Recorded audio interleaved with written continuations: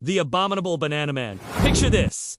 A world blanketed in snow. So white and fluffy, it looks like a giant marshmallow. In the middle of this winter, Wonderland stands Gru's lab, and inside, the minions are bored. Utterly, completely, mind-numbingly bored. One minion, let's call him Kevin, stares out the window.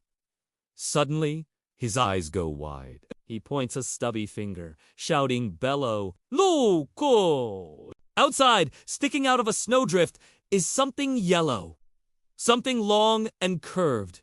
Could it be the legendary great frozen banana of the north? The minions erupt in a frenzy. This isn't just a banana, it's an adventure. They burst out of the lab, a yellow tidal wave against the white snow. Stuart, ever the cool one, has a tiny snowboard. Bob is just rolling, which seems to work just as well. They charge towards the yellow object, their little hearts pounding with banana-fueled dreams. But as they get closer, they realize something is very, very wrong. This is no banana. It's a giant yellow toe! A collective gasp ripples through the minion crowd. The toe twitches. Slowly, a massive, furry creature rises from the snow. It's huge, covered in shaggy white fur, with two big, googly eyes and, most terrifyingly, a single, sad-looking strand of hair on its head. It's a yeti, and it looks hungry. The minions freeze. The yeti lets out a roar that sounds suspiciously like banana. Was it asking for a banana, or was it going to eat them like bananas? No one wanted to find out. Absolute chaos! Minions scatter in every direction, screaming their little yellow heads off. The yeti takes a step, causing a mini earthquake. Bob, clutching his teddy bear Tim, trips and rolls right between the yeti's giant feet. The creature looks down, its huge face just inches from Bob. Bob does the only thing a terrified minion can do. He holds up Tim, squeaking para 2. For you. The yeti blinks. It gently picks up the tiny teddy bear in its massive claws. The monster's terrifying face melts into a goofy, happy grin. It hugs Tim, cooing softly. The other minions peek out from behind snowbanks, completely baffled. This wasn't a monster. It was just lonely. Kevin, feeling brave, cautiously approaches. He pulls a real, regular-sized banana from his overalls and offers it to the big guy. The yeti's eyes light up like Christmas trees.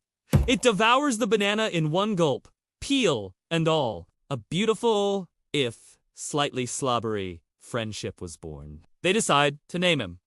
Bob?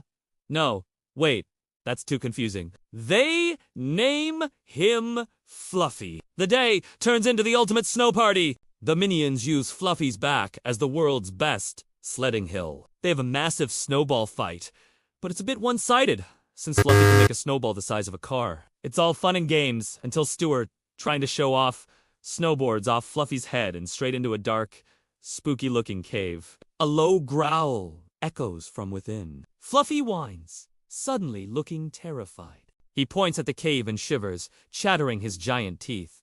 The minions realize Fluffy wasn't just lonely. He was hiding from something. Something in that cave. The growl gets louder, deeper. The ground begins to tremble.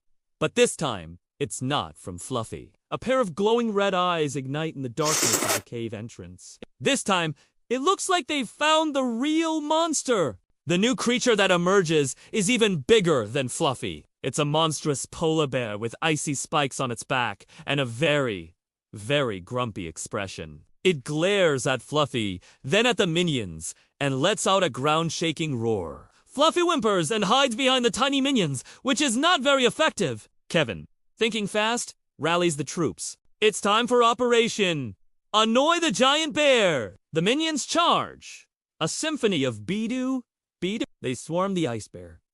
One minion starts polishing its claws with a banana peel. Another tries to give it a haircut with safety scissors. Stuart straps on his goggles and attempts to floss the bear's giant teeth. The bear is more confused than angry. It tries to swat them away, but it's like trying to fight a swarm of hyperactive bees. It's just too much chaos. The bear stumbles backward, utterly bewildered by the yellow nonsense. Suddenly, a loud horn blasts through the air. a familiar, ridiculous-looking aircraft descends from the sky. It's Gru! He lands, steps out, and takes in the scene. His minions, a giant friendly yeti, and a very confused-looking monster polar bear. He sighs, pinching the bridge of his nose. What did you do this time? The polar bear sees its chance. It turns tail and runs away, clearly deciding that dealing with this strange family was not worth the effort. With the danger gone, it's time to say goodbye. Fluffy looks sad to see his new friends go. Bob gives Fluffy his teddy bear, Tim, to keep him company. Fluffy gives Bob a farewell hug, which accidentally squishes him flat as a pancake for a second. The minions pile back into Gru's ship, waving goodbye. As they fly away, they look back to see Fluffy high on his snowy mountain, waving with Tim, the teddy bear. The mission for the Great Frozen Banana was a bust, but they found something even better. A friend. And a really, really good story to tell. Now, what kind of trouble could they get into tomorrow?